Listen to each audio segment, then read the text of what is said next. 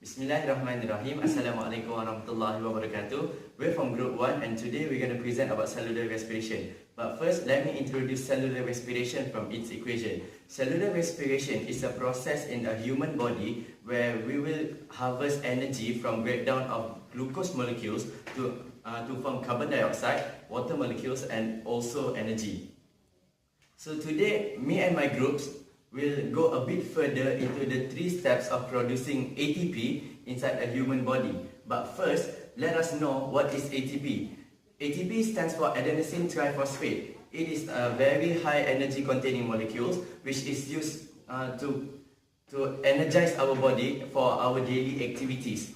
So there are 3 ways that we can obtain ATP. First is by substrate level phosphorylation. Second is photophosphorylation, and then now it is energy payoff phase. Another 5 steps. The 6th step is phosphorylation and oxidation. The 7th step is substrate level phosphorylation. 8th step is isomerization. 9th step is hydration, and last step is substrate level phosphorylation again. So at the 6th step, the triose phosphate dehydrogenase, an enzyme, it will make the substrate oxidize by transfer electron 2H to NAD plus to become NADH. Okay. Based on Madam Martina's note, it says this enzyme catalyzes 2 sequential reactions while holds T3P in its active. And then second, what happened here? The enzyme uses, which is triose phosphate dehydrogenase, released energy that will cause a phosphate group attach a phosphate to the group, to the substrate that oxidized just now. So that basically step 6, where the 2G3P now become 1,3-biphosphate. Okay, moving on to the step 7, which is substrate level phosphorylation. Substrate level phosphorylation is given off phosphate from the substrate. So the phosphate group from substrate is transferred to ADP to form ATP. Next, 8th step, which is isomerization. The 3-phosphoglycerate is rearranged to form 2-phosphoglycerate by shifting the position of phosphate group. Okay, just now it is 1,3-biphosphoglycerate. It goes to step 7. It becomes 3-phosphoglycerate, and then it will be rearranged to become 2-phosphoglycerate. And moving on to the step number 9, which is dehydration. A molecule of water is removed from 2-phosphoglycerate to form another high energy compound, which is phosphoenolpyruvate, PEP. So PEP has a phosphate group attached by unstable bond, and then it becomes now phosphoenolpyruvate. Step 10, substrate level phosphorylation. Phosphate from substrate to ADP producing ATP. And now PEP is transferred, the phosphate group from PEP is transferred to the ADP to form ATP, and now PEP converted to pyruvate. So at the end of the energy payoff phase, we will have the pyruvate. Thank you. So the product of glycolysis is 2-pyruvate. So the glycolysis occurs in the cytosol. But how will it get into the mitochondria? Here's the reaction involved. It is called link reaction. So this reaction will act like a bridge for the pyruvate to enter the mitochondria. So in this process, the pyruvate will oxidize and decarboxylize itself, and attachment of coenzyme A will occur to produce acetyl-CoA. So, serious. Okay. After acetyl-CoA is produced, it will enter the mitochondria. So when it enters the mitochondria, it will undergo this reaction or will enter this cycle. it is called Krebs cycle, where it will produce ATP. Ya ke ATP? Aku ni yakin je. Bukan. 4. After the acetyl-CoA enter the membrane of mitochondria, it will undergo this reaction or cycle. It is called Krebs cycle. So there are 8 steps involving this cycle. So the first step, the acetyl-CoA will detach itself with the coenzyme and will bind with oxaloacetate to form citrate using an enzyme called citrate synthesis. So after that, citrate will undergo isomerization, where it will isomerize itself to produce isocitrate by using the enzyme aconitase. After isocitrate is produced, isocitrate will oxidize and decarboxylize itself, meaning that it will move or transfer out a carbon in form of carbon dioxide and will release electron with hydrogen by using the enzyme isocitrate dehydrogenase. And then the same process will occur and it will produce alpha ketoglutarate. So after alpha ketoglutarate is produced, it will oxidize and decarboxylase again to produce succinyl-CoA. In addition, coenzyme A will attach to succinate. Salah. 4. When isocitrate is produced, it will undergo oxidation and decarboxylation. Oxidation is a process where it will remove an electron from the compound along with hydrogen, and decarboxylation is a process where it will remove carbon atoms in form of carbon dioxide and to form alpha ketoglutarate. The same thing will occur. Alpha ketoglutarate will decarboxylize and oxidize itself to form succinyl-CoA. This process involves additional of coenzyme A into the compound. After it oxidizes and decarboxylizes, succinyl-CoA will go under a substrate level phosphorylation. In this substrate level phosphorylation, succinyl-CoA will convert to succinate using succinyl-CoA synthesis. After substrate level phosphorylation, the succinate will change itself to fumarate when it undergo oxidation. After fumarate is being undergo hydration using an enzyme using the enzyme fumarase, it will change itself to malate, and then malate will again oxidize to form oxaloacetate. So in this cycle, it will produce ATP and NADH for the next cycle to occur. Linear electron flow, which is the primary pathway, involves two photosystem, which is photosystem 1 and photosystem 2, and the photosystem 1, and with the help of the light energy. The light energy, which is the photon, hit the pigments and will be excite the pigments inside the photosystem 2. Then the excited of electron will be transferred to the primary electron transfer.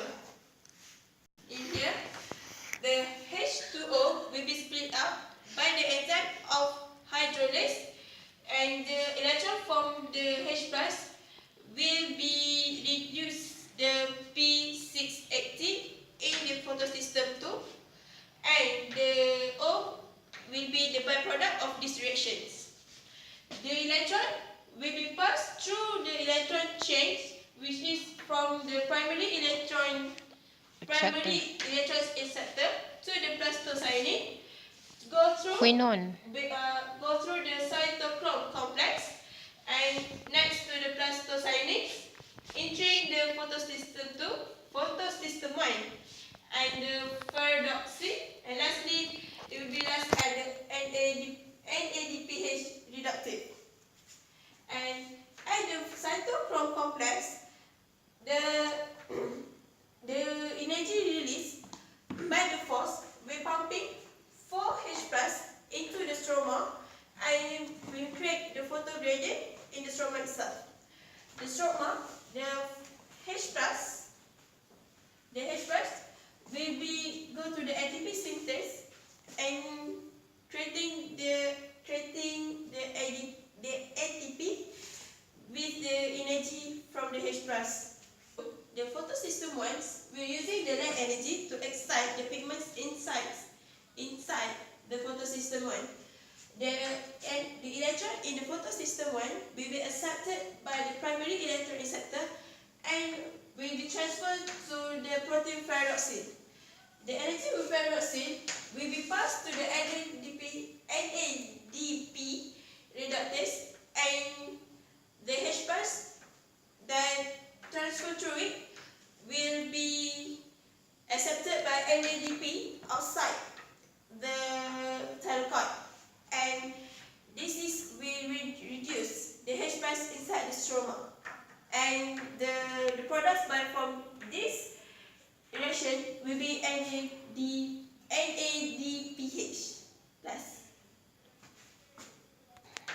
For the cyclic electron flow, it will be started in the photosystem 1, and the electron in the photosystem 1 will be transferred to the protein ferroxide.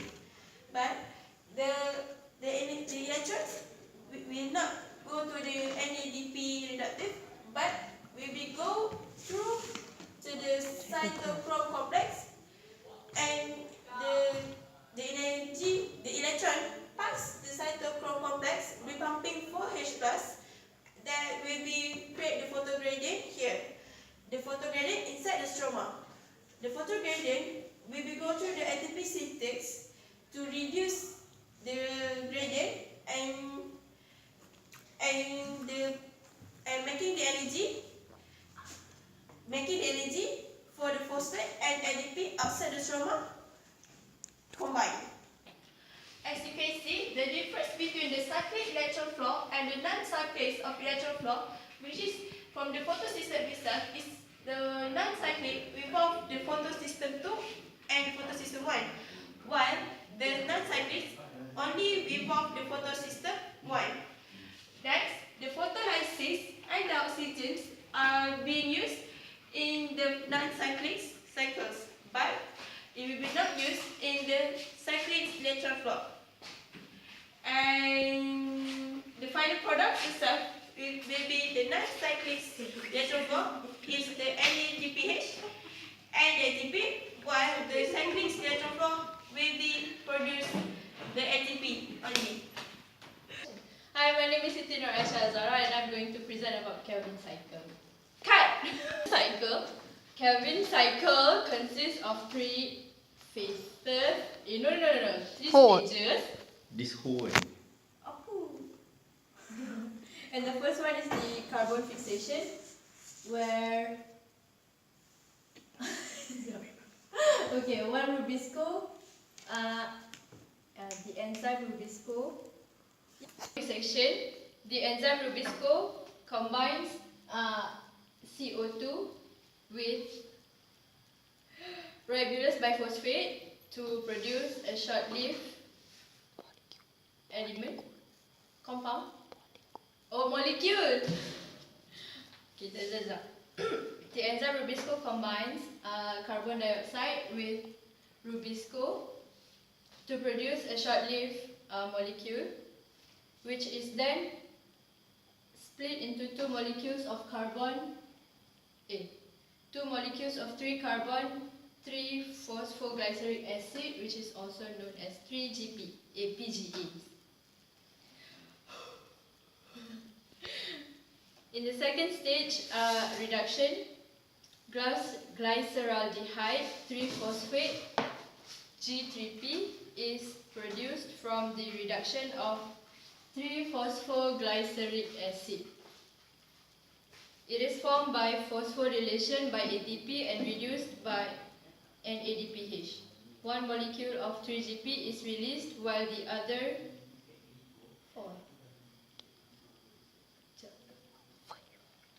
5. Okay, itu kita kena potong. From the six molecules of 3-GP, molecules of G3P is produced. One of them is released while the other 5 remain in the cycle. The last stage of Kelvin cycle is the regeneration of RBP. A series of chemical reactions uses energy from ATP to rearrange the atoms of the 5 G3P molecules with the total of 15 carbon atoms. 4. The one molecule of G3P released is used to make sugar. That's all from our group. Sorry for any lacking of information. Satu, dua, tiga. Thank you and we love you.